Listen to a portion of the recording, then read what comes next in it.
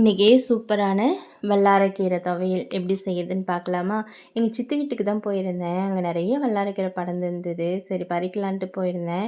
அழகாக பக்கத்துலேயே லில்லி பூவு, சங்குப்பூ, rose colour, white colour, blue colour எல்லாம் அழகாக பூத்திருந்தது. பார்த்துட்டு விதையும் கலெக்ட் பண்ணிவிட்டு வல்லாரைக்கீரை பறிக்க ஆரம்பிச்சிட்டேன். இவர் என் கூடவே சுற்றி சுற்றி வந்தார் நான் பறிக்கிற வரைக்கும். இந்த வல்லாரைக்கீரையை தொடர்ந்து 48 நாள் வெறும் வயிற்றில் காலையிலேயே சாப்பிட்டுட்டு வந்தால் நம்மளோட அஜீரணம், வயிற்றுப்புண், நரம்பு சம்மந்தப்பட்டது இந்த வெயிலுக்கு குளிர்ச்சியாகவும் இருக்கும். சாப்பிட்டு பாருங்கள். ஒரு வானல் ஒன்று வச்சு எண்ணெய் சிறிது சேர்த்து வரமிளகாய் வறுத்து எடுத்துக்கலாம். இஞ்சி பூண்டையும் சேர்த்து நல்லா வதக்கிக்கலாம். அதுலேயே வல்லாரைக்கீரையும் நல்லா வாஷ் பண்ணி வச்சுருக்கேன், அதையும் சேர்த்து நல்லா வதக்கிக்கலாம்.